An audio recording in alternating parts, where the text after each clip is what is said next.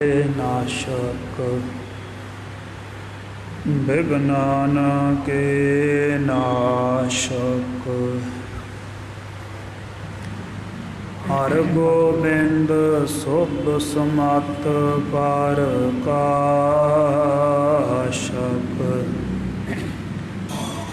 श्री हर राय नामो कार जोरी नामो कार जोरी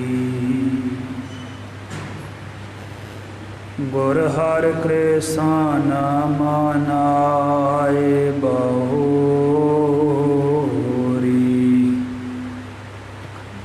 तेग बहादुर परम कृपाला परम कृपाला श्री गुरु गोबिंद सिंह विसाला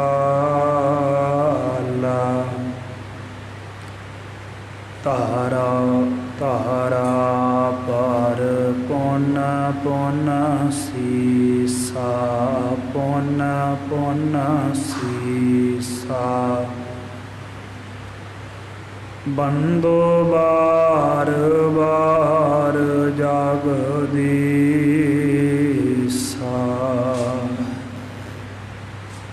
जिसमें है अमृत ज्ञान है माणक भगत वैराग श्री गुरु ग्रंथ साहिब उदद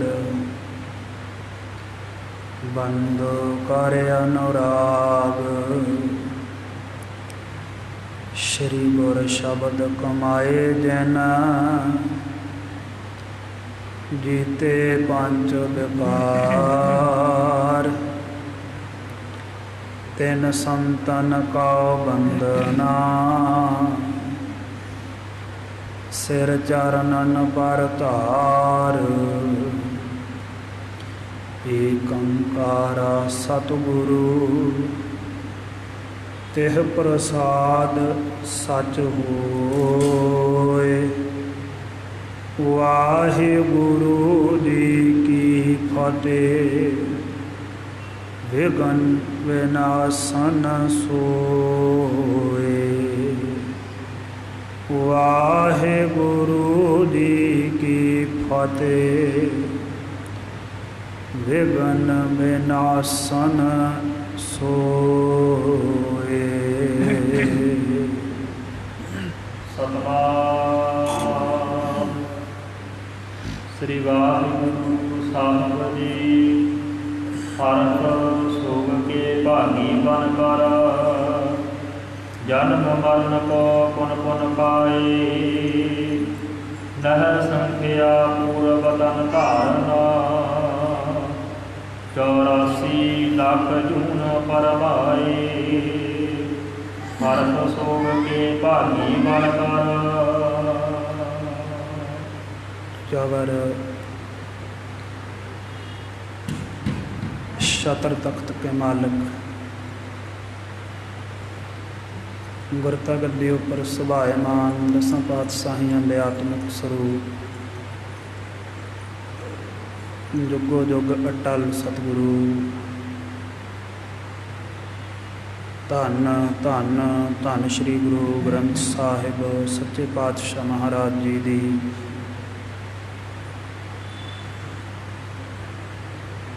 परम पवित्र हजूरी अंदर दल भंजन गुर सूरमा बड़ जोधा बहु पर उपकारी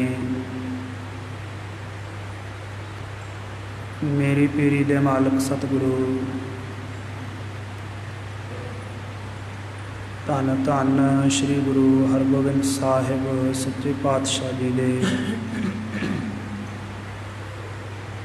मुबारक चरण छो प्राप्त पवित्र इतिहासक स्थान गुरुद्वारा श्री गुरुसर साहिब विखे संध्या के सुंदर दीवाना विच हाजरियां लवा रही नतमस्तक हो रही समूह गुरु की संगत जी ਵਡਭਾਗ ਹੈ ਜੋ ਸਤ ਸੰਗਤ ਵਿੱਚ ਜੁੜ ਕੇ ਸਵਾਸਾਂ ਨੂੰ ਸਮੇਂ ਨੂੰ ਸਫਲਾ ਰਹੇ ਹਾਂ। ਆਪ ਸਰਬੱਤ ਸੰਗਤਾਂ ਨੇ ਸ਼ਾਮਾਂ ਤੋਂ ਸਤਿਗੁਰਾਂ ਦੇ ਦਰਸ਼ਨ ਦੀਦਾਰ, ਗੁਰਬਾਣੀ ਦੇ ਰਸ ਭੁੰਨੇ ਸ਼ਬਦਾਂ ਦੇ ਕੀਰਤਨ, ਸੋਦਰ ਸ੍ਰੀ ਰਹਿਰਾਸ ਸਾਹਿਬ ਜੀ ਕੀ ਅੰਮ੍ਰਿਤ ਬਾਣੀ ਦੇ ਜਾਪ, ਸ਼੍ਰੀ ਮੁਖ ਵਾਕ ਪ੍ਰਾਪਤ ਕਰਕੇ ਸ਼ਰਵਣ ਕਰਕੇ ਲਾਭ ਖੱਟਿਆ ਹੈ, ਲਾਹਾ ਪ੍ਰਾਪਤ ਕੀਤਾ ਹੈ। ਚੱਲ ਰਹੀ ਗੁਰ ਇਤਿਹਾਸ ਦੀ ਲੜੀਵਾਰ ਕਥਾ ਵਿਚਾਰ ਦਾ ਸਮਾਂ ਹੋਇਆ ਹੈ। ਆਓ ਗੁਰ ਇਤਿਹਾਸ ਦੀ ਪਾਵਨ ਪਵਿੱਤਰ ਵਿਚਾਰ ਆਰੰਭ ਕਰਨ ਤੋਂ ਪਹਿਲਾਂ ਗੁਰੂ ਕੀ ਬਖਸ਼ਿਸ਼ ਗੁਰਫਤਿਹ ਵਿੱਚ ਸਾਂਝ ਪਾਓ, ਰਸਨਾ ਸਫਲਾਓ, ਬੁਲੰਦ ਆਵਾਜ਼ ਵਿੱਚ ਬੁਲਾਓ ਜੀ। ਵਾਹਿਗੁਰੂ ਜੀ ਕਾ ਖਾਲਸਾ, ਵਾਹਿਗੁਰੂ ਜੀ ਕੀ ਫਤਿਹ। ਅੱਗੇ ਆ ਰਹੇ ਪ੍ਰਸੰਗ ਨੂੰ ਆਰੰਭ ਕਰਨ ਤੋਂ ਪਹਿਲਾਂ ਕੱਲ੍ਹ ਵਾਲਾ ਪ੍ਰਸੰਗ ਸੰਖੇਪ ਮਾਤਰ ਟੂਕ ਕੋ ਦੁਹਰਾ ਲਈਏ ਤਾਂ ਕਿ ਲੜੀ ਜੁੜ ਜਾਵੇ।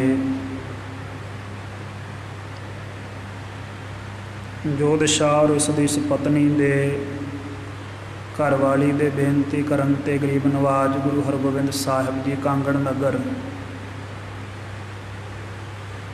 ਇਸ ਦੇ ਮਹਿਲ ਵਿਖੇ, ਇਸ ਦੇ ਗ੍ਰਹਿ ਵਿਖੇ ਪੁੱਜੇ। ਦੋਵਾਂ ਜੀਆਂ ਨੇ, ਪਤੀ ਪਤਨੀ ਨੇ ਬੜੇ ਪ੍ਰੇਮ ਦੇ ਨਾਲ ਸੇਵਾ ਕੀਤੀ। ਸਤਿਗੁਰਾਂ ਦੇ ਛਕਣ ਹਿਤ ਆਪ ਭੋਜਨ ਬਣਾਇਆ। ਤਮਾਮ ਸੇਵਾ ਭੋਜਨ ਛਕਾਉਣ ਤੋਂ, ਬਣਾਉਣ ਤੋਂ ਲੈ ਕੇ ਛਕਾਉਣ ਤੱਕ ਦੀ ਸਤਿਗੁਰਾਂ ਦੇ ਹੱਥ ਸੁੱਚੇ ਕਰਾਉਣ ਦੀ ਸਾਰੀ ਇਹਨਾਂ ਨੇ ਆਪ ਨਿਭਾਈ ਹੈ। ਉਸ ਤੋਂ ਪਹਿਲਾਂ ਸਤਿਗੁਰਾਂ ਦੇ ਚਰਨ ਪਖਾਰ ਕੇ ਚਰਨਾ ਅੰਮ੍ਰਿਤ ਲਿਆ, ਪ੍ਰਾਪਤ ਕੀਤਾ। ਸਤਿਗੁਰੂ ਇਹਨਾਂ ਦੀ ਸੇਵਾ ਤੇ ਬੜੇ ਤਰੁੱਠੇ,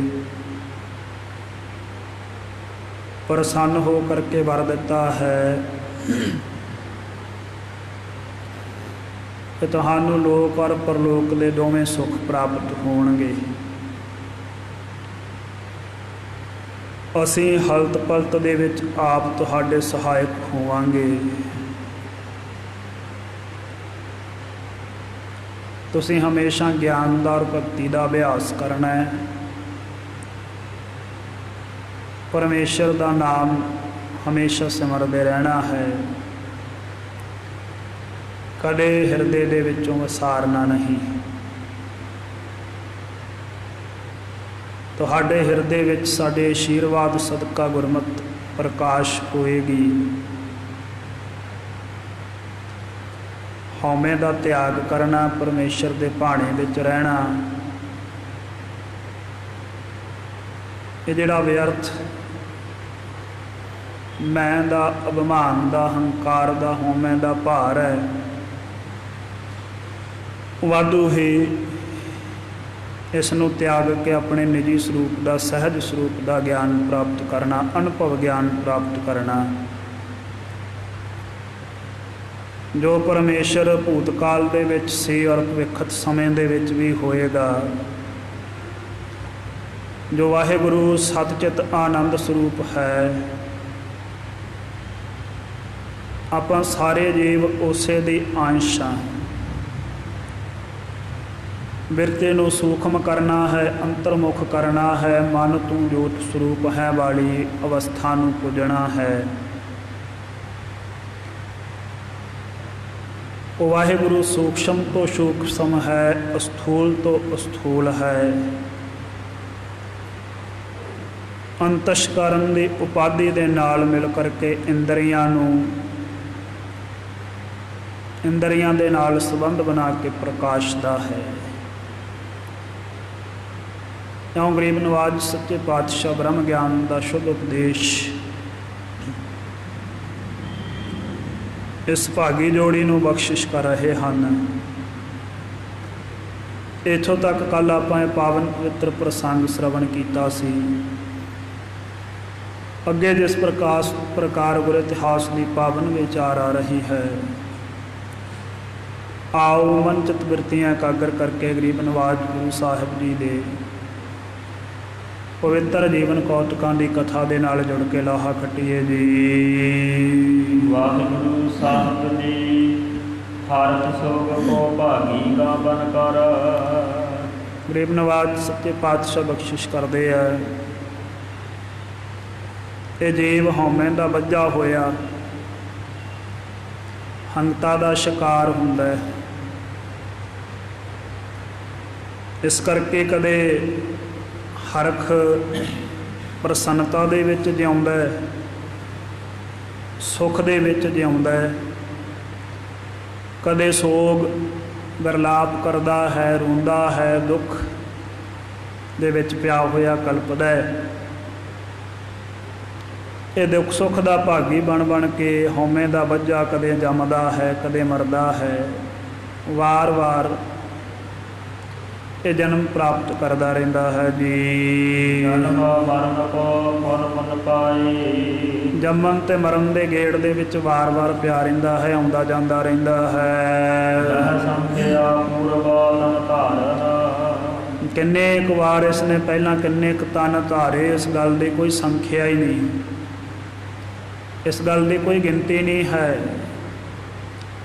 ਅਵਿਦਿਆ ਦਾ ਪ੍ਰੇਰਿਆ ਹੈ ਨਾ, ਅਗਿਆਨੀ ਹੈ ਨਾ, ਇਸ ਕਰਕੇ ਭੁੱਲ ਜਾਂਦਾ ਹੈ ਹਰੇਕ ਗੱਲ।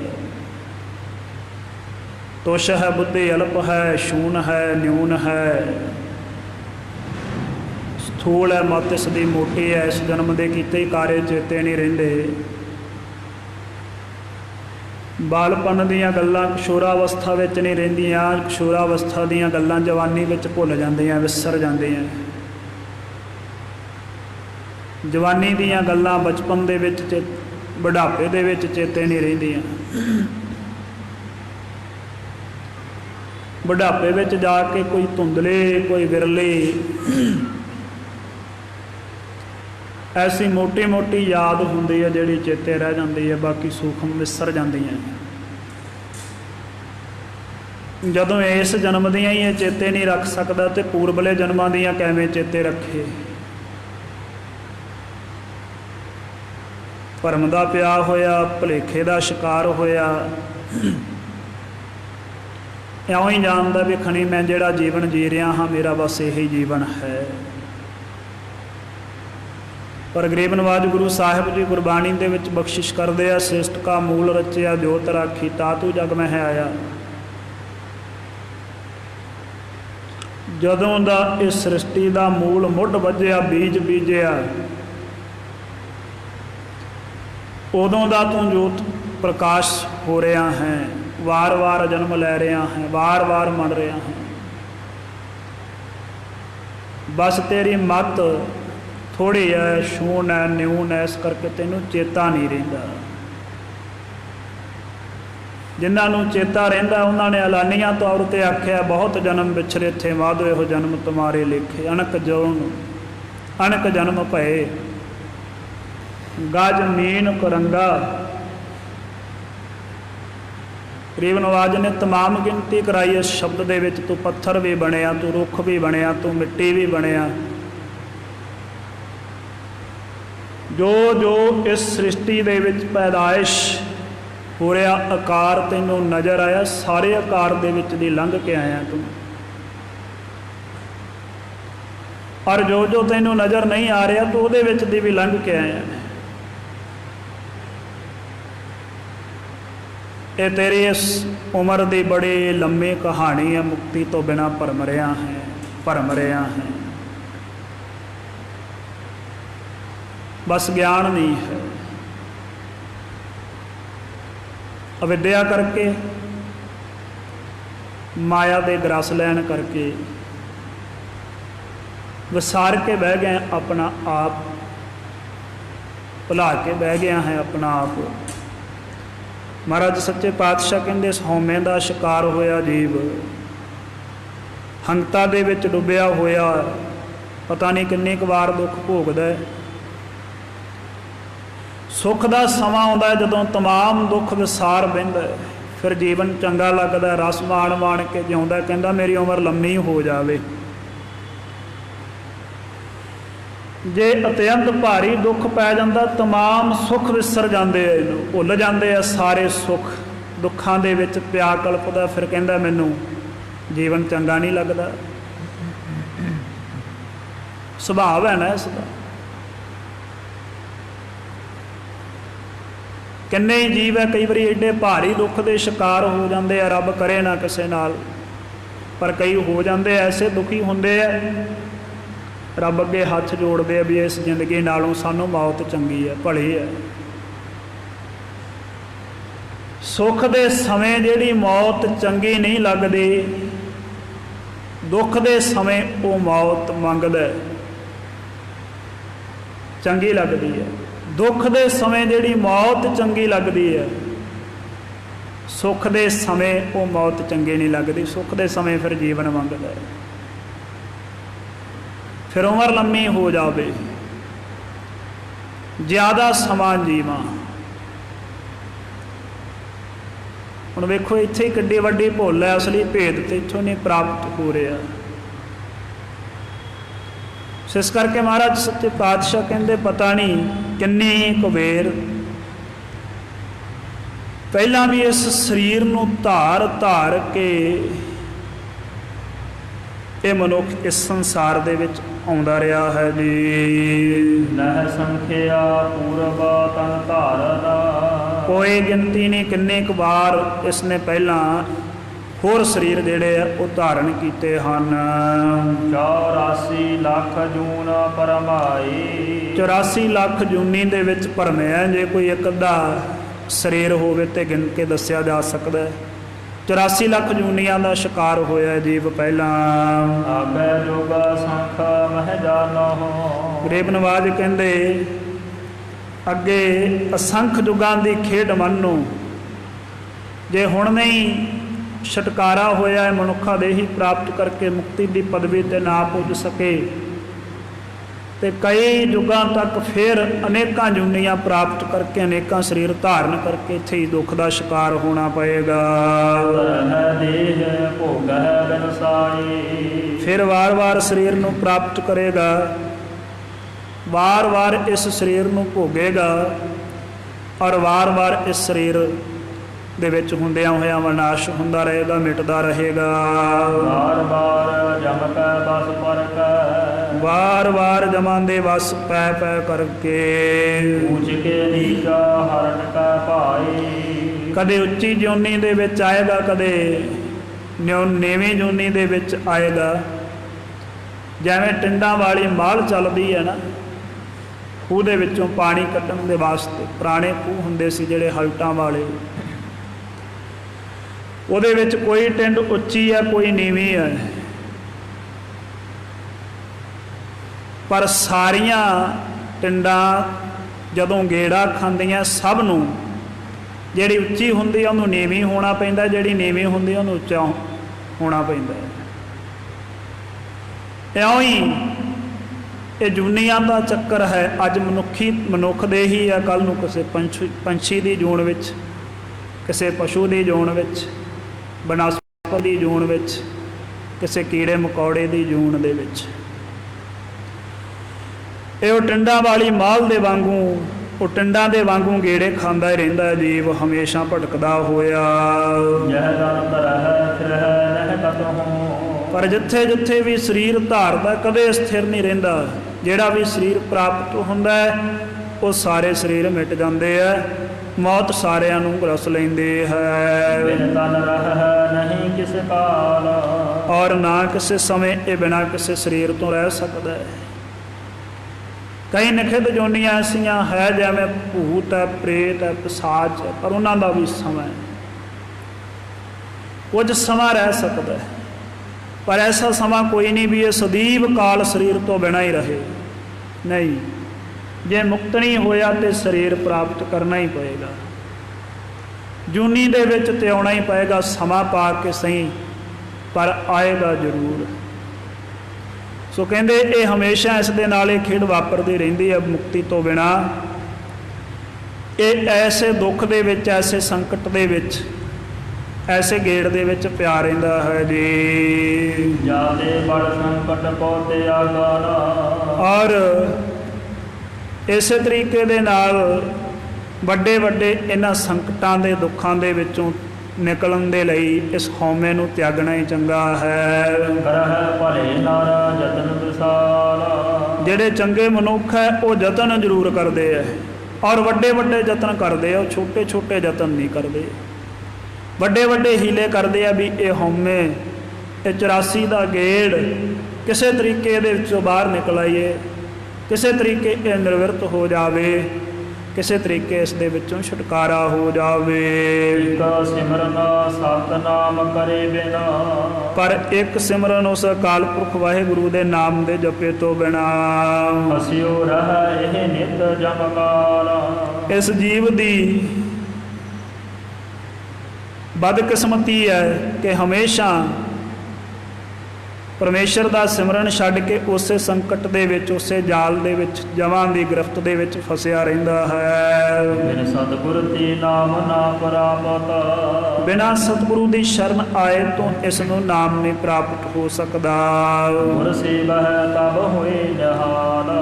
ਫਿਰ ਸਤਿਗੁਰੂ ਦੀ ਸ਼ਰਨ ਦੇ ਵਿੱਚ ਆ ਕੇ ਜਦੋਂ ਸਤਿਗੁਰੂ ਦੀ ਸੇਵਾ ਕਰਦਾ ਹੈ, ਫਿਰ ਇਹ ਨਿਹਾਲ ਹੁੰਦਾ ਹੈ। ਸਤਿਗੁਰੂ ਦੀ ਸੇਵਾ ਇਸ ਨੂੰ ਯੋਗ ਬਣਾਉਂਦੀ ਹੈ ਸਤਿਗੁਰੂ ਦਾ ਉਪਦੇਸ਼ ਗ੍ਰਹਿਣ ਕਰਨ ਦੇ। ਸਤਿਗੁਰੂ ਦੀ ਸੇਵਾ ਇਸ ਨੂੰ ਕਾਬਲ ਬਣਾਉਂਦੀ ਹੈ ਗਰੀਬ ਨਵਾਜ ਗੁਰੂ ਸਾਹਿਬ ਜੀ ਦਾ ਦਿੱਤਾ ਹੋਇਆ ਮੰਤਰ ਜਪਣ ਦੇ। ਸਤਿਗੁਰੂ ਦੀ ਸੇਵਾ ਦਾ ਇਹ ਲਾਭ ਆ ਵੀ ਮਨੁੱਖ ਕਾਬਲ ਬਣਦਾ ਹੈ, ਸੇਵਾ ਕੀਤੇ ਤੋਂ ਬਿਨਾਂ ਨਾ ਕਾਬਲ ਰਹਿੰਦਾ ਹੈ। ਪਹਿਲਾਂ ਸਭ ਨਾਲੋਂ ਸਤਿਗੁਰੂ ਦੀ ਹਜ਼ੂਰੀ ਦੇ ਵਿੱਚ ਸਰੀਰ ਹੀ ਲੈ ਕੇ ਆਉਣਾ ਪਏਗਾ। ਗਰੀਬ ਨਵਾਜ ਗੁਰੂ ਸਾਹਿਬ ਜੀ ਦਾ ਸ਼ੁਭ ਉਪਦੇਸ਼ ਆਪਾਂ ਪੜ੍ਹਦੇ ਹਾਂ, ਤਨ ਮਨ ਧਨ ਸਭ ਸੌਖ ਗੁਰ ਕਾ ਹੁਕਮ ਮੰਨਿਆ ਪਾਈਏ। ਪਹਿਲੇ ਨੰਬਰ ਤੇ ਮਹਾਰਾਜ ਨੇ ਤਨ ਰੱਖਿਆ। ਜਿਹੜੀ ਚੀਜ਼ ਅਤਿਅੰਤ ਜ਼ਰੂਰੀ ਹੈ ਸਤਿਗੁਰੂ ਨੂੰ ਅਰਪਣ ਕਰਨੀ ਜੀਵਨ ਕਾਲ ਦੇ ਵਿੱਚ, ਤਿੰਨੇ ਚੀਜ਼ਾਂ ਹੀ, ਇਹਨਾਂ ਤਿੰਨਾਂ ਦੇ ਆਸਰੇ ਮਨੁੱਖ ਜੀਂਦਾ ਹੈ। ਮਨ ਦੇ ਆਸਰੇ, ਤਨ ਦੇ ਆਸਰੇ ਤੇ ਧਨ ਦੇ ਆਸਰੇ। ਸਭ ਨਾਲੋਂ ਪਹਿਲਾਂ ਗੁਰੂ ਦੀ ਹਜ਼ੂਰੀ ਦੇ ਵਿੱਚ ਤਨ ਅਰਪਣਾ ਪਏਗਾ। ਤਨ ਮਨ ਧਨ ਸਭ ਸੌਂਪ ਗੁਰ ਕਉ। ਮਹਾਰਾਜ ਨੇ ਨੰਬਰ ਵਾਈਜ਼ ਲਿਖੇ। ਪਹਿਲੇ ਨੰਬਰ ਤੇ ਤਨ ਹੈ। ਪਹਿਲਾਂ ਤਨ ਸਤਿਗੁਰੂ ਦੀ ਸੇਵਾ ਦੇ ਵਿੱਚ ਅਰਪਣ ਕਰ। ਜਦੋਂ ਸੇਵਾ ਫਲਣ ਲੱਗ ਜਾਏ ਫਿਰ ਧਨ ਵੀ ਸਤਿਗੁਰੂ ਨੂੰ ਅਰਪਣ ਕਰ ਦੇ। ਧਨ ਸੰਪਦਾ ਵਿਭੂਤੇ ਜੋ ਪਦਾਰਥ ਹੈ ਸਭ ਸਤਿਗੁਰੂ ਦੇ ਹਜ਼ੂਰ ਅਰਪ ਦੇ। ਜਦੋਂ ਸਤਿਗੁਰੂ ਉਹ ਵੀ ਭੇਟਾ ਤੇਰੀ ਸਵੀਕਾਰ ਕਰ ਲਵੇ ਫਿਰ ਵਾਰੀ ਮਨ ਦੀ ਆਉਂਦੀ ਹੈ। ਔਰ ਇਹ ਵੀ ਬੇਨਤੀ ਹੈ ਕਿ ਮਨ ਕੋਈ ਆਪਣਾ ਧੱਕੇ ਦੇ ਨਾਲ ਕਦੇ ਵੀ ਨਹੀਂ ਅਰਪਣ ਕਰ ਸਕਦਾ। ਮਨ ਦੀ ਭੇਟਾ ਗੁਰੂ ਆਪ ਲੈਂਦਾ ਸਿੱਖ ਪਾਸੋਂ, ਸਿੱਖ ਦੇ ਨਹੀਂ ਸਕਦਾ ਕਦੇ ਵੀ। ਇਹ ਸਮਰੱਥਾ ਹੈ ਨਹੀਂ ਇਹਦੇ ਵਿੱਚ। ਤੇ ਇੰਨੀ ਸਮਰੱਥਾ ਨਹੀਂ ਹੈ ਵੀ ਆਪਣਾ ਆਲਸ ਜਿੱਤ ਕੇ ਤਾਂ ਨਹੀਂ ਸਤਿਗੁਰੂ ਦੀ ਸੇਵਾ ਦੇ ਵਿੱਚ ਭੇਟ ਕਰ ਦੇਵੇ। ਇਹਦੇ ਵਿੱਚ ਤੇ ਇੰਨੀ ਸਮਰੱਥਾ ਨਹੀਂ ਹੈ ਵੀ ਕਮਾਇਆ ਹੋਇਆ ਧਨ ਹੀ ਸਤਿਗੁਰਾਂ ਦੇ ਹਜ਼ੂਰ ਚਰਨਾਂ ਵਿੱਚ ਲਿਆ ਕੇ ਢੇਰੀ ਕਰ ਦੇਵੇ। ਮਨ ਤੇ ਬਹੁਤ ਦੂਰ ਦੀ ਤੇ ਬੜੀ ਸੂਖਮ ਖੇਡ ਹੈ। ਮਨ ਵਸ ਆਵੈ ਨਾਨਕਾ ਜੇ ਪੂਰਨ ਕਿਰਪਾ ਹੋਵੇ। ਮਨ ਦੀ ਭੇਟਾ ਸਤਿਗੁਰੂ ਉਦੋਂ ਲੈਂਦਾ ਸਿੱਖ ਦੇ ਪਾਸੋਂ ਆਪ ਜਦੋਂ ਸਤਿਗੁਰੂ ਦੀ ਪੂਰਨ ਕਿਰਪਾ ਹੁੰਦੀ ਹੈ ਸਿੱਖ ਦੇ ਉੱਪਰ, ਪੂਰੀ ਬਖਸ਼ਿਸ਼ ਹੁੰਦੀ ਹੈ। ਜਦੋਂ ਤਨ ਸੋਧਿਆ ਜਾਂਦਾ ਸੇਵਾ ਦੇ ਨਾਲ, ਤਨ ਦੀ ਜਦੋਂ ਹਉਮੈ ਹੰਗਤਾ ਸੇਵਾ ਕਰ ਕਰਕੇ ਨਿਰਵਿਰਤ ਹੁੰਦੀ ਹੈ, ਫਿਰ ਧਨ ਦੀ ਭੇਟਾ ਜਦੋਂ ਨਿਮਰਤਾ ਦੇ ਨਾਲ ਸਤਿਗੁਰੂ ਨੂੰ ਚੜਾਉਂਦਾ, ਧਨ ਸਤਿਗੁਰੂ ਦਾ ਜਾਣ ਕੇ, ਜੇ ਸਤਿਗੁਰੂ ਇਹ ਦੋਵੇਂ ਭੇਟਾਵਾਂ ਕਿਤੇ ਮਨਜ਼ੂਰ ਕਰ ਲਵੇ ਫਿਰ ਸਤਿਗੁਰੂ ਨੂੰ ਪਤਾ ਹੈ ਮੇਰਾ ਸਿੱਖ ਅਸਮਰੱਥ ਹੈ, ਮਨ ਦੀ ਭੇਟਾ ਨਹੀਂ ਕਰ ਸਕਦਾ। ਗਰੀਬ ਨਵਾਜ ਆਪ ਤਰਸ ਖਾ ਕੇ ਤਰੁੱਠਦਾ। ਮਨ ਦੀ ਭੇਟਾ ਸਿੱਖ ਤੋਂ ਆਪ ਲੈਂਦਾ ਗੁਰੂ ਆਪੇ। जिन्ने सिख सतगुरां दे हजूर आए पहलां सारे तन करके हाजिर होए। मन ते गरीब नवाज गुरु साहिब ने सेवा तो टुट के आप को भेटा प्राप्त की। मन की भेटा कोई नहीं दे सकता, है वहम है। जे कोई कहे ना भी मैं मन आपे टिका लूँगा अपना, ये बड़ा बड़ा भरम है, नहीं हो सकता, कदे भी नहीं हो सकता। हाँ ये जरूर है भी इनू जाच जरूर सिखाउंदा सतगुरु, उद्यम जरूर दिंदा, प्रेरणा दिंदा। प्रेरणा देन दे कुछ साधन गरीब नवाज गुरु साहिब ने मुकर्रर कीते। वो गुरु साहिब दी अमृत बाणी दा जाप है, कथा है, कीर्तन है, ये भगती है। सो महाराज सच्चे पातशाह कहते आओ जदों सतगुरु की मेहर हुंदी है इस जीव दे उपर, जे नहीं हुंदी सतगुरु की बख्शिश तो बिना बिन सतगुरु ते नाम ना प्राप्त। सतगुरु की बख्शिश तो बिना इसनों नाम नहीं प्राप्त हुंदा। गुर सेवा है तब होए निहाला। जदों सतगुरु की सेवा करदा फिर ये निहाल हुंदा, काबल हुंदा। सतगुरु का दिता होया नाम ये अपने हिरदे विच वसाउंदा है। एक होर बरीक थोड़ा जिहा नुक्सा है, नुकता है, समझ लो अस्थूल, छेती समझ में आएगा। जदों आपां पंज प्यारियां दे पास अमृत की दात प्राप्त करन दे वास्ते जाने आ, पंज प्यारे पहलां समझाउंदे आ भी जे सिर देना है तो अमृत की दात प्राप्त हो सकती है, नहीं तो नहीं हो सकती। वो ये नहीं कहते भी पहला इन्ने लाख रुपया धन दे फिर अमृत की दात प्राप्त होएगी, जां कोई पदार्थ का चढ़ावा चढ़ा। नहीं कहते पंज प्यारे साहिबान भी पहला मन दे, क्योंकि पता है दिता ही नहीं जा सकता। शुरुआत होनी तन तो आ, शरीर तो आ। गरीब नवाज गुरु साहिब कलगीधर पिता महाराज गुरु गोबिंद सिंह साहिब ने श्री साहब म्यान दे विचों कढ़ के अपने कर कमलों दे विच धारण करके किसी नूं नहीं सी कहा भी मैनूं मन की भेटा दिओ, मंगी सी किसी तो भी मैनूं मन चाहिए सिखां दा। नहीं क्या महाराज ने भी पंज पवित्र मन वाले कोई संत उठ के आउण, साधु उठ के आउण, नहीं क्या महाराज ने। महाराज ने क्या कोई ऐसा सिख उठ के आवे जिहड़ा सिर दे सके, जिहड़ा तन दे सके, जिहड़ा शरीर दे सके। क्योंकि जिन्हों गुरु जिहदे मन दे विच दृढ़ संकल्प बन गया भी मैं शरीर का चढ़ावा चढ़ा देना गुरु नूं, गुरु प्रसन्न हो के उहदे तो मन का चढ़ावा तो आपे ही चढ़वा लैंदा। और यह चढ़वा भी गुरु ही सकता, कोई चढ़ा नहीं सकता धक्के नाल। मन की पवित्रता, मन की निर्मलता, मन की एकाग्रता गुरु की प्रसन्नता नाल बन सकती है। और गुरु की प्रसन्नता शरीर के नाल प्राप्त हो सकती है, शरीरक उद्यम के नाल प्राप्त हो सकती है। और ये जिहड़े तमाम साधन सानू गरीब नवाज गुरु साहिब ने बख्शिश किए, तन का उद्यम है सारा। जिदन सिख ने उद्यम धारदियाँ धारदियाँ धारदियाँ धारदियाँ सतगुरु की प्रसन्नता बख्शिश कर लैनी, प्राप्त कर लैनी है, उदन सतगुरु ने मन भी आपे स्वीकार कर लेना सिख दा।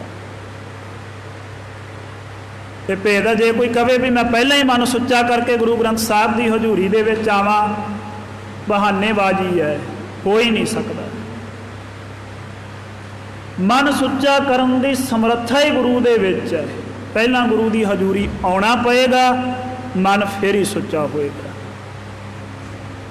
जे कोई कहता ना मैं मन टिका के कथा सुन लवां, कीर्तन सुन लवां, जां मैं मन टिका के बाणी पढ़ लवां, नहीं हो सकता कदे भी। ये मन नूं टिकाउण दे साधन आ सारे, बाणी पढ़नी, कथा सुननी, कीर्तन सुनना, ये मन नूं टिकाउण दे साधन है सारे, जो गरीब नवाज गुरु साहब ने सानू बख्शिश कीते है। जे मन टिक गया तो कहानी खत्म। बस महाराज कहते ज्ञान है कारण, कर्म अभ्यास, ज्ञान भया तो कर्म है नास। जे किसी नूं मुढ़ ची पहला इंजीनियर की डिग्री मिल जाए, उन्होंने पढ़न की लोड़ पै गई। फिर जे डॉक्टर की पदवी उन्होंने पहला ही मिल गई, डिग्री पहला ही मिल गई, वकील की डिग्री पहला ही मिल गई, पढ़ाइयां दे विच मत्था मारन की लोड़ रह गई। ਪੜ੍ਹਾਈਆਂ ਤਾਂ ਕਰੀਦੀਆਂ ਡਿਗਰੀ ਤੱਕ ਪੁੱਜਣ ਦੇ ਲਈ, ਤੇ ਮਿਹਨਤਾਂ ਮਸ਼ੱਕਤਾਂ ਘਾਲਣਾਵਾਂ ਤਾਂ ਘਾਲੀ ਦੀਆਂ ਡਿਗਰੀ ਤੱਕ ਪੁੱਜਣ ਦੇ ਲਈ। ਇਉਂ ਹੀ ਇਹ ਸਾਰੀ ਘਾਲਣਾ ਘਾਲੀ ਦੀ ਆ ਮਨ ਦੀ ਸਥਿਰਤਾ ਦੇ ਹਿੱਤ। ਜੇ ਇਹ ਸਾਰੀ ਘਾਲਣਾ ਘਾਲਾਂਗੇ ਤੇ ਮਨ ਸਥਿਰ ਹੋਏਗਾ। ਬਸ ਘਾਲਦਾ ਰਹੇ, ਤਕੜਾ ਹੋ ਕੇ ਲੱਗਿਆ ਰਹੇ। ਜਿੱਦਣ ਗੁਰੂ ਤਰੁੱਠ ਪਿਆ ਗੁਰੂ ਮਿਹਰ ਕਰ ਦੇਗਾ, ਜਿੱਦਣ ਗੁਰੂ ਤਰੁੱਠ ਪਿਆ ਗੁਰੂ ਬਖਸ਼ਿਸ਼ ਕਰ ਦੇਗਾ। ਅਰਦਾਸ ਗੁਰੂ ਦੇ ਚਰਨਾਂ ਦੇ ਵਿੱਚ ਕਰਦਾ ਰਹੇ ਵੀ ਮੈਨੂੰ ਉਦਮ ਬਖਸ਼, ਸੱਚੇ ਪਾਤਸ਼ਾਹ ਮਿਹਰ ਕਰ, ਵਿਕਾਰਾਂ ਤੋਂ ਬਚਾ ਕੇ ਰੱਖ। ਇਹ ਅਰਜ਼ ਗੁਜ਼ਾਰਦਾ ਰਹੇ ਤੇ ਹੌਲੀ ਹੌਲੀ ਲੱਗਿਆ ਰਹੇ, ਫਿਰ ਗੁਰੂ ਬਖਸ਼ਿਸ਼ ਕਰਦਾ ਰਹਿੰਦਾ। ਸੋ ਮਹਾਰਾਜ ਸੱਚੇ ਪਾਤਸ਼ਾਹ ਕਹਿੰਦੇ ਆਉਂ ਗੁਰੂ ਫਿਰ ਨਿਹਾਲ ਕਰ ਦਿੰਦਾ, ਪ੍ਰਸੰਨ ਹੋ ਕੇ ਤਰੁੱਠ ਕੇ ਕਮਾਈ ਤੋਂ ਸਾਧਨਾ ਤੋਂ ਯੋਗ ਬਣਾਉਂਦਾ ਸਿੱਖ ਨੂੰ। ਜੇ ਸਿੱਖ ਅਯੋਗ ਰਹਿ ਜਾਵੇ ਤਾਂ ਵੀ ਸਿੱਖ ਪ੍ਰਾਪਤੀਆਂ ਤੋਂ ਹੀਣਾ ਰਹਿ ਜਾਂਦਾ ਹੈ। ਕਬੀਰ ਪੂਰਾ ਸਤਿਗੁਰੂ ਕਿਆ ਕਰ ਹੈ, ਜਾਂ ਸਿੱਖਾਂ ਮਹਿ ਚੂਕ। ਜੇ ਸਿੱਖ ਅਧੂਰਾ ਰਹਿ ਗਿਆ, ਕਾਬਲ ਨਾ ਬਣਿਆ, ਯੋਗ ਨਾ ਬਣ ਸਕਿਆ, ਫਿਰ ਪੂਰਾ ਸਤਿਗੁਰੂ ਵੀ ਕੀ ਕਰੇਗਾ। ਇਸ ਕਰਕੇ ਗੁਰੂ ਨੂੰ ਪਤਾ ਹੈ ਕਿ ਕਿਹੜਾ ਸਿੱਖ ਕਿੰਨੀ ਕੁ ਅਵਸਥਾ ਦਾ ਮਾਲਕ ਹੈ, ਕਿਹੜਾ ਸਿੱਖ ਕਿੰਨੀ ਕੁ ਯੋਗਤਾ ਦਾ ਮਾਲਕ ਹੈ। ਗੁਰੂ ਆਪਣੇ ਸਿੱਖ ਦੀ ਯੋਗਤਾ ਪਰਖ ਕੇ ਗੁਰੂ ਸਿੱਖ ਨੂੰ ਬਖਸ਼ਿਸ਼ਾਂ ਕਰਦਾ। ਸੋ ਮਹਾਰਾਜ ਕਹਿੰਦੇ ਇਉਂ ਜੇ ਲੱਗਿਆ ਰਹੇ ਗੁਰੂ ਨਿਹਾਲ ਕਰ ਦਿੰਦਾ ਹੈ, ਗੁਰੂ ਮਿਹਰ ਕਰ ਦਿੰਦਾ, ਨਾਮ ਵਸਾ ਦਿੰਦਾ ਹਿਰਦੇ ਵਿੱਚ। ਜੀ ਦੋਹਰਾ ਸੰਤ ਜੋਤ ਮਹਿ ਜੋਰ ਕਰ ਲਖਹੁ ਆਪਣੀ ਦਾਸ। ਸੁਣ ਕਰਕੇ ਜੋਧ ਸ਼ਾਹ ਨੇ ਦੋਵੇਂ ਹੱਥ ਜੋੜੇ, ਗਰੀਬ ਨਵਾਜ ਸੱਚੇ ਪਾਤਸ਼ਾਹ ਨੂੰ ਬੇਨਤੀ ਕਰਨ ਲੱਗਾ। ਕਹਿੰਦਾ ਮਹਾਰਾਜ ਜੀ ਸਾਨੂੰ ਆਪਣੇ ਸੇਵਕ ਸਮਝੋ ਜੀ। ਨਾਮ ਕੀ ਕੀਜੈ ਸਮਤ ਪ੍ਰਕਾਸ਼। ਆਪਣੇ ਨਾਮ ਦੀ ਲਾਜ ਰੱਖੋ ਸੱਚੇ ਪਾਤਸ਼ਾਹ, ਔਰ ਸਾਡੀ ਸਮਤ ਨੂੰ ਪ੍ਰਕਾਸ਼ ਕਰ ਦਿਓ, ਆਤਮ ਸ਼ੈਨੀ ਕਰ ਦਿਓ। ਸਾਡੀ ਮਤ ਨੂੰ ਬ੍ਰਹਮਾਕਾਰ ਕਰ ਦਿਓ ਗਰੀਬ ਨਵਾਜ ਸੱਚੇ ਪਾਤਸ਼ਾਹ, ਕਿਉਂਕਿ ਆਪ ਜੀ ਦਾ ਨਾਮ ਹੈ ਹਰਗੋਬਿੰਦ ਸੁਭ ਸਮਤ ਪ੍ਰਕਾਸ਼ਕ। ਆਪ ਨਿਰਮਲ ਮਤ ਦੇ ਪ੍ਰਕਾਸ਼ਕ ਹੋ, ਉੱਤਮ ਪਵਿੱਤਰ ਬੁੱਧੀ ਦੇ ਪ੍ਰਕਾਸ਼ਕ ਹੋ ਸੱਚੇ ਪਾਤਸ਼ਾਹ। ਰਾਤ ਹੋਦ ਤਿਆਰੀ ਕਰੋ ਰੁਜੋ ਨਾ ਤਜਬੋ ਸਾਥ। ਇਹ ਗਰੀਬ ਨਵਾਜ ਸਵੇਰ ਹੁੰਦਿਆਂ ਸਾਰ ਮੈਂ ਵੀ ਤਿਆਰੀ ਕਰੂੰਗਾ। ਮੈਨੂੰ ਚੰਗਾ ਲੱਗਦਾ, ਰਸ ਆਉਂਦਾ, ਮੈਂ ਹਮੇਸ਼ਾ ਤੁਹਾਡੀ ਸੰਗਤ ਵਿੱਚ ਰਹਿਣਾ ਚਾਹੁੰਦਾ ਜੀ। ਦਰਸ਼ਨ ਤੇ ਆਨੰਦ ਹੋਈ ਲੇਵੋ ਸੰਗ ਮੁਝ ਨਾਥ।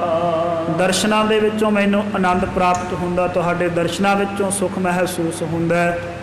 ਇਸ ਕਰਕੇ ਇਹ ਨਾਥ ਮਾਲਕ ਜੀ ਮੈਨੂੰ ਆਪਣੇ ਨਾਲ ਲੈ ਲਵੋ ਜੀ। ਮਨ ਪ੍ਰਸੰਨ ਕੈ ਸਤਿਗੁਰੂ ਕਿਰਪਾ ਰਸੀਲੇ ਨੈਣਾ। ਗਰੀਬ ਨਵਾਜ ਗੁਰੂ ਸਾਹਿਬ ਜੀ ਬੜੇ ਪ੍ਰਸੰਨ ਹੋਏ, ਮੁਸਕਰਾਏ, ਔਰ ਗਰੀਬ ਨਵਾਜ ਸੱਚੇ ਪਾਤਸ਼ਾਹ ਦੇ ਨੇਤਰ ਖੜ ਗਏ ਉਸ ਸਮੇਂ ਪ੍ਰਸੰਨਤਾ ਦੇ ਨਾਲ। ਖਿੜੇ ਹੋਏ ਨੇਤਰ ਕਿਰਪਾ ਦ੍ਰਿਸ਼ਟੀ ਨਾਲ ਭਰੇ ਗਰੀਬ ਨਵਾਜ ਸੱਚੇ ਪਾਤਸ਼ਾਹ ਨੇ ਰਸ ਦੇ ਸਮੇਤ ਤੱਕਿਆ ਹੈ ਜੋਧ ਸ਼ਾਹ ਦੇ ਤਾਏ। ਵੇਖ ਦੰਪਤ ਕੀ ਭਾਵ ਕੋ ਕਹਿਤ ਮੋਖਾ ਤੇ ਬੈਣਾ। ਵੇਖ ਕਰਕੇ ਦੋਵਾਂ ਜੀਆਂ ਦੀ ਭਾਵਨਾ ਨੂੰ ਮਖਾਰ ਬਿੰਦ ਤੋਂ ਇਉਂ ਸ਼ੁਭ ਬਚਨ ਕੀਤੇ ਸਤਿਗੁਰੂ ਸੱਚੇ ਪਾਤਸ਼ਾਹ ਨੇ। ਪੁਰ ਬਸੋ ਹਿਰਦੇ ਧਾਰ ਪੁਰ ਧਿਆਨ। ਗਰੀਬ ਨਵਾਜ ਕਹਿਣ ਲੱਗੇ ਹੁਣ ਤੁਸੀਂ ਕਾਂਗੜ ਨਗਰ ਦੇ ਵਿੱਚ ਹੀ ਵਸੋ। ਹਿਰਦੇ ਦੇ ਵਿੱਚ ਗਰੀਬ ਨਵਾਜ ਗੁਰੂ ਸਾਹਿਬ ਗੁਰੂ ਨਾਨਕ ਸਾਹਿਬ ਦਾ ਧਿਆਨ ਧਾਰਨਾ। ਨਾਮ ਸਿਮਰਨ ਕਰਹੁ ਦੋਹੇ ਲੋਕਨ ਕਲਿਆਣ। ਸੱਚੇ ਨਾਮ ਵਾਹਿਗੁਰੂ ਉਸ ਅਕਾਲ ਪੁਰਖ ਪਰਮੇਸ਼ਰ ਦੇ ਭਜਨ ਨੂੰ, ਵਾਹਿਗੁਰੂ ਦੇ ਨਾਮ ਨੂੰ ਜਪਦੇ ਰਹਿਣਾ, ਕਰਦੇ ਰਹਿਣਾ, ਔਰ ਦੋਵਾਂ ਲੋਕਾਂ ਦੇ ਵਿੱਚ ਤੁਹਾਡੀ ਕਲਿਆਣ ਹੋਏਗੀ, ਮੁਕਤੀ ਹੋਏਗੀ। ਫਿਰ ਅਸੀਂ ਜਦੋਂ ਤੁਹਾਡੇ ਪਾਸ ਸੁਨੇਹਾ ਭੇਜਾਂਗੇ ਤੁਹਾਡੇ ਆਉਣ ਦੇ ਲਈ, ਜਾਂ ਫਿਰ ਕਿੰਨੇ ਕੁ ਦਿਨ ਬਤੀਤ ਕਰਕੇ ਸਾਡੇ ਨਾਲ ਆ ਕੇ ਆਨੰਦ ਦੇ ਨਾਲ ਮਿਲਣਾ, ਸਾਡੇ ਦਰਸ਼ਨ ਪ੍ਰਾਪਤ ਕਰਨੇ, ਜਿੱਥੇ ਸਾਡਾ ਡੇਰਾ ਹੋਵੇ ਉੱਥੇ ਪਹੁੰਚ ਜਾਣਾ, ਪਰ ਕਈ ਦਿਨਾਂ ਤੋਂ ਪਹੁੰਚਣਾ, ਜਾਂ ਜਦੋਂ ਅਸੀਂ ਆਗਿਆ ਭੇਜਾਂਗੇ, ਹੁਕਮ ਭੇਜਾਂਗੇ, ਉਦੋਂ ਪਹੁੰਚਣਾ। ਦੇਖੋ ਕੈਸੀ ਭਾਵਨਾ ਸੀ ਇਹਨਾਂ ਗੁਰਸਿੱਖਾਂ ਦੇ ਹਿਰਦਿਆਂ ਦੇ ਵਿੱਚ, ਗੁਰੂ ਸਾਹਿਬ ਜੀ ਦੇ ਹੁਕਮ ਬਾਬਤ ਦਰਸ਼ਨ ਪ੍ਰਾਪਤ ਹੁੰਦੇ ਸੀ। ਸਾਡੀ ਕਿੱਡੀ ਵੱਡੀ ਖੁਸ਼ਕਿਸਮਤੀ ਹੈ ਸਿੱਖਾਂ ਦੀ, ਅਸੀਂ ਦਿਨ 'ਚ ਜਿੰਨੀ ਵਾਰ ਚਾਹੀਏ ਸ੍ਰੀ ਗੁਰੂ ਗ੍ਰੰਥ ਸਾਹਿਬ ਸੱਚੇ ਪਾਤਸ਼ਾਹ ਮਹਾਰਾਜ ਜੀ ਦੇ ਦਰਸ਼ਨ ਕਰ ਸਕਦੇ ਹਾਂ। ਇੱਥੇ ਗੁਰੂ ਹਰਗੋਬਿੰਦ ਸਾਹਿਬ ਜੀ ਬਖਸ਼ਿਸ਼ ਕਰ ਰਹੇ ਆ, ਜਦੋਂ ਅਸੀਂ ਸੁਨਾਹ ਭੇਜਾਂਗੇ ਉਸ ਸਮੇਂ ਦਰਸ਼ਨ ਪ੍ਰਾਪਤ ਕਰਿਓ। ਜਾਂ ਕਈ ਦਿਨਾਂ ਬਾਅਦ ਆ ਕੇ ਜਿੱਥੇ ਸਾਡਾ ਡੇਰਾ ਹੋਵੇ ਉੱਥੇ ਆ ਕੇ ਦਰਸ਼ਨ ਪ੍ਰਾਪਤ ਕਰਨੇ। ਸਾਡੇ ਤੇ ਕਿੰਨੀ ਵੱਡੀ ਮਿਹਰ, ਅਸੀਂ ਜਦੋਂ ਮਰਜ਼ੀ ਦਰਸ਼ਨ ਪ੍ਰਾਪਤ ਕਰ ਸਕਦੇ ਹਾਂ ਗੁਰੂ ਗ੍ਰੰਥ ਸਾਹਿਬ ਸੱਚੇ ਪਾਤਸ਼ਾਹ ਦੇ।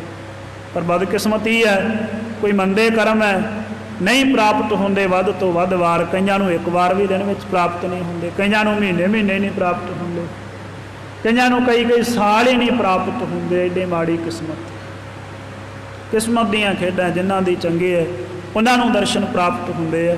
ਦਰਸ਼ਨ ਕਰਨੇ ਚਾਹੀਦੇ ਆ ਵੈਸੇ ਜ਼ਰੂਰ ਸ੍ਰੀ ਗੁਰੂ ਗ੍ਰੰਥ ਸਾਹਿਬ ਜੀ ਦੇ ਉਦਮ ਧਾਰ ਕੇ। ਬਾਹਰ ਜੋਧ ਕੀ ਭਾਰ ਜਾ ਬੋਲੀ ਬਿਨੈ ਸਮੇਤਾ।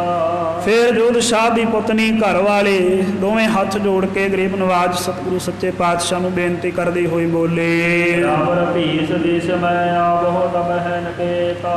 ਪਰ ਹੇ ਗਰੀਬ ਨਵਾਜ, ਆਪ ਨੇ ਵੀ ਮਿਹਰ ਕਰਨੀ, ਤੁਸੀਂ ਵੀ ਫੇਰ ਦੋਹਰੇ ਇਸ ਦੇਸ਼ ਦੇ ਵਿੱਚ ਸਾਡੇ ਨਗਰ ਦੇ ਵਿੱਚ ਚਰਨ ਪਾਉਣੇ, ਔਰ ਸਾਡੇ ਘਰ ਦੇ ਵਿੱਚ ਵੀ ਕਦੇ ਫੇਰ ਦੋਹਰੇ ਚਰਨ ਪਾ ਕੇ ਸਾਨੂੰ ਨਿਹਾਲ ਕਰਨਾ, ਸਾਨੂੰ ਸੇਵਾ ਬਖਸ਼ਣੇ ਨੇ।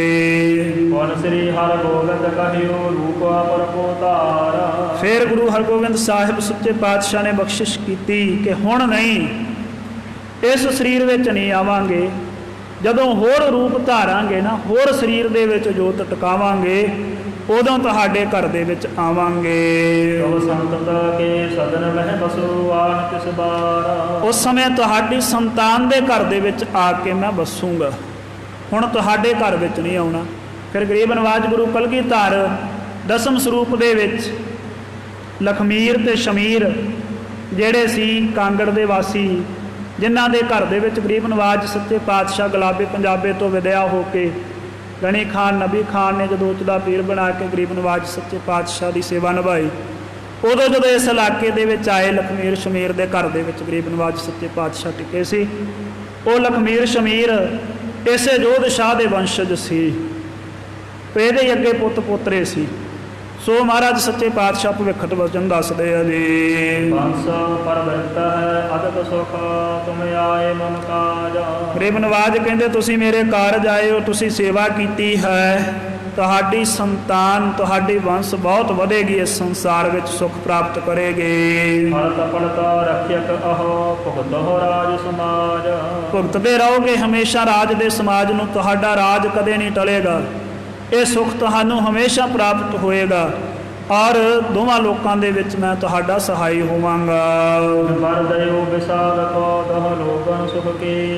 ਇਸ ਤਰੀਕੇ ਦੇ ਨਾਲ ਇਸ ਦੰਪਤੀ ਨੂੰ ਦੋਵਾਂ ਲੋਕਾਂ ਦੇ ਸੁੱਖ ਦਾ ਵੱਡਾ ਵਰ ਦਿੱਤਾ ਗਰੀਬ ਨਵਾਜ ਸੱਚੇ ਪਾਤਸ਼ਾਹ ਨੇ।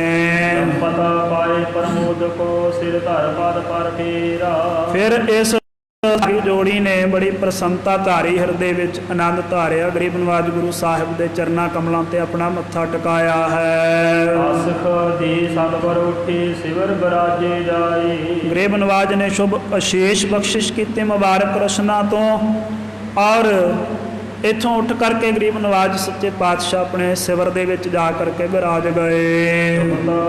ਸੁਖ ਜਾਵਨੀ ਪ੍ਰਾਤ ਭਈ ਪੁਨੇ ਆਏ। ਸੁਖ ਦੇ ਨਾਲ ਵਿਸ਼ਰਾਮ ਕਰਕੇ ਬਤੀਤ ਕੀਤੀ ਹੈ ਇਹ ਰਾਤ, ਫਿਰ ਦਿਨ ਚੜ ਆਇਆ ਹੈ ਜੀ।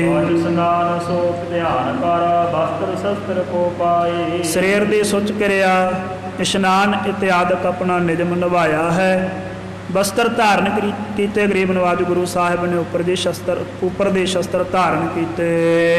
ਦਿਆਲ ਅਰੂਢਨ ਕੋ ਭਈ ਸ੍ਰੀ ਸਤਿਗੁਰ ਸੁਖਦਾਈ। ਇੱਥੋਂ ਚਾਲੇ ਪਾਉਣ ਦੇ ਲਈ ਘੋੜੇ ਦੇ ਉੱਪਰ ਸਵਾਰ ਹੋ ਗਏ ਗਰੀਬ ਨਵਾਜ ਸੱਚੇ ਪਾਤਸ਼ਾਹ, ਜੋ ਆਪਣੇ ਸਿੱਖਾਂ ਨੂੰ, ਜੋ ਤਮਾਮ ਸੰਸਾਰ ਨੂੰ ਸੁੱਖ ਦੀ ਦਾਤ ਬਖਸ਼ਿਸ਼ ਕਰਨ ਵਾਲੇ ਹਨ। ਸੋ ਇੱਥੋਂ ਤੱਕ ਪਾਵਨ ਪਵਿੱਤਰ ਇਤਿਹਾਸ ਦੀ ਵਿਚਾਰ ਆਈ ਹੈ। ਵਿਚਾਰਦਿਆਂ ਹੋਈਆਂ ਬੇਅੰਤ ਪ੍ਰਕਾਰ ਦੀਆਂ ਭੁੱਲਾਂ ਦੇ ਖਿਮਾ ਬਖਸ਼ਣੀ ਨੇ, ਅੱਗੇ ਤੋਂ ਸ੍ਰੇਸ਼ਟ ਮਤ ਬਖਸ਼ਿਸ਼ ਕਰਕੇ ਨਿਹਾਲ ਕਰਨਾ ਗਰੀਬ ਨਵਾਜ ਮਿਹਰ ਕਰਨ। ਇਹ ਪਾਵਨ ਕੌਤਕ ਸਾਡੇ ਹਿਰਦਿਆਂ 'ਚ ਵਸਾ ਦੇਣ ਤਾਂ ਕਿ ਲੋਕ ਸੁਖੀ ਪਰਲੋਕ ਸਹੇਲੇ ਹੋਣਗੇ। ਸਮਾਪਤੀ ਹੈ। ਪਾਠ ਸਨਾਮ ਸੋ ਧਿਆਨ ਕਰ ਬਸਤਰ ਸ਼ਸਤਰ ਕੋ ਪਾਏ। ਪਿਆਰ ਅਰੂਢਨ ਕੋ ਭਈ ਸ੍ਰੀ ਸਤਿਗੁਰ ਸੁਖਦਾਈ। ਵਾਹਿਗੁਰੂ ਜੀ ਕਾ ਖਾਲਸਾ, ਵਾਹਿਗੁਰੂ ਜੀ ਕੀ ਫਤਿਹ।